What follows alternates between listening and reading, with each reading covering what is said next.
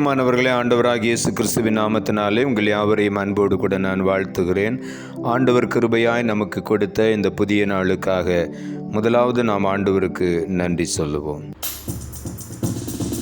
என் தேவன் தம்முடைய மகிமை செல்வத்தினால், என் தேவன் தம்முடைய மகிமை செல்வத்தினால் குறைகளையே கிறிஸ்துவுக்குள் நிறைவாக்கி நடத்திடுவார். குறைகளையே கிறிஸ்துவுக்குள் நிறைவாக்கி நடத்திடுவார். சிங்கக்குட்டிகள் பட்டினி கிடக்கும் ஆண்டவரை தேடுவோர்க்கு குறையில்லையே, குறையில்லையே, குறையில்லையே. ஆண்டவரை தேடுவோர்க்கு குறையில்லையே. சிங்கக்குட்டிகள் பட்டினி கிடக்கும் ஆண்டவரை தேடுவோர்க்கு குறையில்லையே.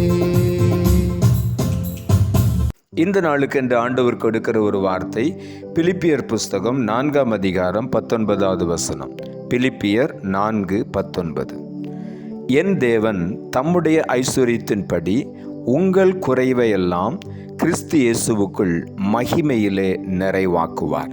இந்த கால வேளையில் ஆண்டவருடைய வார்த்தை சொல்லுகிறது, நம்முடைய குறைவுகளை மகிமையிலே நிறைவாக்குகிற தேவன். அவருடைய ஐஸ்வரியத்தின்படி நம்முடைய எல்லா குறைவுகளையும் கிறிஸ்து இயேசுவுக்குள் மகிமையிலே நிறைவாக்கி நம்மை ஆசீர்வதிக்கிற தேவன்.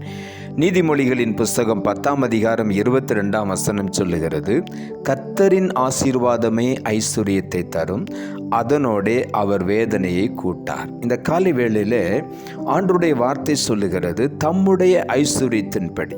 அந்த ஐஸ்வரியத்தை தான் இங்கே வேதம் சொல்லுகிறது, கர்த்தரின் ஆசீர்வாதம்.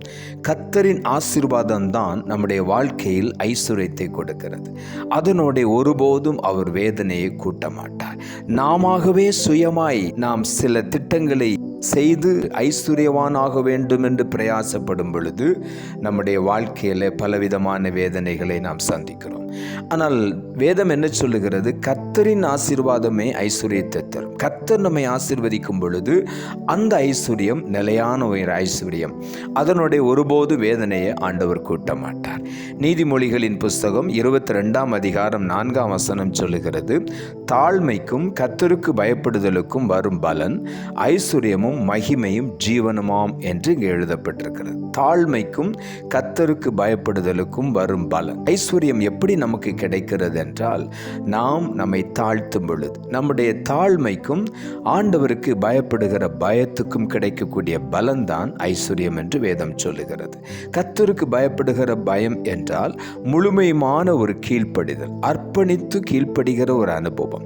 நம்மை தாழ்த்தி ஆண்டவருடைய சமூகத்தில் அர்ப்பணித்து அவருடைய வார்த்தைகளுக்கு நாம் கீழ்ப்படியும் பொழுது நிச்சயமாகவே ஐஸ்வர்யமும் மகிமையும் ஜீவனும் நம்மை தேடி வரும். ஆகவே இந்த காலை வேளையில் நாம் உற்சாகமாய் காணப்படுவோம். கர்த்தரை நாம் கருத்தாய் தேடும் பொழுது, தேவ சமூகத்தில் நம்மை தாழ்த்தி அர்ப்பணிக்கும் பொழுது, கர்த்தருக்கு உண்மையாய் பயந்து நடக்கும் பொழுது ஐஸ்வர்யமும் மகிமையும் ஜீவனும் நம்மை தேடி வருகிறது. அதை நாம் சுதந்திரித்து கொள்ள முடியும். 1 கொரிந்தியரின் புஸ்தகம் 13ஆம் அதிகாரம் 10ஆம் வசனம் இப்படியாய் சொல்லுகிறது, நிறைவானது வரும்போது குறைவானது ஒழிந்து போகும் என்று சொல்லி. நம்முடைய வாழ்க்கையில் நிறைவானது ஆண்டவருடைய ஆசீர்வாதம், அவருடைய நிறைவு, அவருடைய பரிசுத்தம், அவருடைய பரிசுத்த ஆவியானுடைய பிரசன்னம் நம்மை நிரப்பும் பொழுது நம்மிடத்தில் காணப்படுகிற குறைவுகள் எல்லாம் அப்படியே விலகி போய்விடும், மறைந்து போய்விடும்.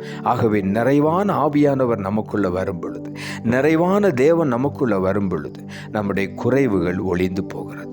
அவர் நமக்குள்ளே வர வேண்டுமானால் நம்முடைய வாழ்க்கையில் ஒரு தாழ்மை, ஆண்டவருக்கு பயப்படுகிற பயம் காணப்பட வேண்டும். இன்றைக்கு அப்படிப்பட்ட ஒரு பயத்தோடு பக்தியோடு ஆண்டவருடைய சமூகத்தை தேடும் பொழுது நிச்சயமாகவே ஆண்டவர் நிறைவான நன்மைகளினால் நம்மை நிரப்புவார். நம்மிடத்தில் காணப்படுகிற குறைவுகள் நம்மை விட்டு வெளியேறிவிடும். 2 கொரிந்தியரின் புஸ்தகம் 8ஆம் அதிகாரம் 9ஆம் வசனம் சொல்லுகிறது, நம்முடைய கர்த்தராகிய இயேசு கிறிஸ்துவின் கிருபையை அறிந்திருக்கிறீர்களே, அவர் ஐஸ்வர்யமுள்ளவராய் இருந்தும் நீங்கள் அவருடைய தரித்திரத்தினாலே ஐஸ்வர்யவான்கள் ஆகும்படிக்கு உங்கள் நிமித்தம் தரித்திரரானாரே என்று இங்கே வேதம் சொல்லுகிறது. நம்முடைய கர்த்தராகிய இயேசு கிறிஸ்துவின் கிருபையை அறிந்திருக்கிறீர்கள். அவருடைய கிருபை என்ன? அவர் தம்முடைய கிருபை எப்படி வெளிப்படுத்தினார்? அவர் ஐஸ்வர்யமுள்ளவராய் இருந்தும் கூட நாம் அவருடைய தரித்திரத்தினாலே ஐஸ்வர்யவான்கள் ஆக வேண்டும் என்பதற்காகவே அவர் தம்மை தாழ்த்தி அவர் நமக்காக தரித்திரரானார் என்று வேதம் சொல்லுகிறது. நமக்காக, நம் நிமித்தம் அவர் தரித்திரரானார். காரணம், நம்மை ஐஸ்வர்யவான்களாக உயர்த்தும்படி. இந்த காலை வேளையில் உள்ளத்தின் ஆழத்திலிருந்து ஆண்டவருக்கு நாம் நன்றி சொல்லுவோம். சங்கீதங்களின் புஸ்தகம் 112 அதிகாரம் 3 சொல்லுகிறது, ஆஸ்தியும் ஐஸ்வர்யமும் அவன் வீட்டில் இருக்கும், அவனுடைய நீதி என்றைக்கும் நிற்கும் என்று இங்கே எழுதப்பட்டிருக்கிறது. யாருடைய வீட்டிலே இருக்கும்? கர்த்தரை கருத்தாய் தேடுகிற பிள்ளைகளுடைய வீட்டிலே, ஆண்டவருடைய வார்த்தைகளுக்கு கீழ்ப்படிந்து அவருக்கு பயந்து உண்மையாக இருக்கிற பிள்ளைகளுடைய வாழ்க்கையிலே ஆஸ்தியும் ஐஸ்வர்யமும் வீட்டிலே நிலைத்திருக்கும் என்று வேதம் சொல்லுகிறது. அவனுடைய நீதி என்றென்றைக்கும் நிலை நிற்கும் என்று ஆண்டவர் சொல்லுகிறார்.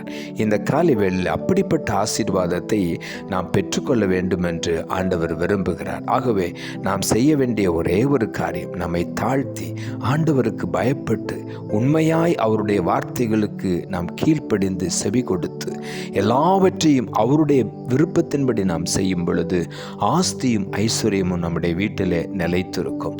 நம்மை ஆண்டவர் எல்லா குறைவுகளை நீக்கி கிறிஸ்து இயேசுவுக்குள்ளே மகிமையிலே நம்மை நிறைவாக்கி ஆசீர்வதிப்பார்.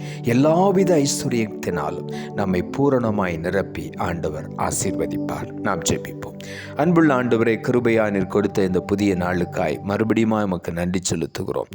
ஆண்டவர் கொடுத்த ஜீவனுள்ள வார்த்தைக்காக நன்றி. என் தேவன் தம்முடைய ஐஸ்வர்யத்தின்படி உங்கள் குறைவை எல்லாம் கிறிஸ்து இயேசுவுக்குள் மகிமையிலே நிறைவாக்குவார் என்ற வார்த்தையை கொடுத்தீர். இந்த காலை வேளையில் வசனத்தை கேட்டுக்கொண்டிருக்கிற ஒவ்வொருடைய வாழ்க்கையிலும் பல விதங்களில், பொருளாதாரத்தில், குடும்பத்தில், பல காரியங்களில் ஒருவேளை அவர்கள் குறை உள்ளவர்களாய் காணப்படலாம். இந்த காலை வேளையில் ஆண்டவராகிய இயேசுவுடைய குறைவுகளை நிறைவாக்கி ஆண்டவருடைய கிருபை அவர்கள் மேலே இறங்கி வந்து உம்முடைய மகிமையினால் அவர்களுடைய குறைவுகளை நிறைவாக்கும்படியாக நாங்கள் ஜெபிக்கிறோம். இன்றைக்கு வசனத்தை கேட்டுக்கொண்டிருக்கிற ஒவ்வொருடைய வாழ்க்கையும் குறைவற்ற வாழ்க்கையாய் நிரம்பி வழிகிற அனுபவத்தோடு கூட ஆசீர்வாதமாய் இருக்க நீர் உதவி செய்யும்.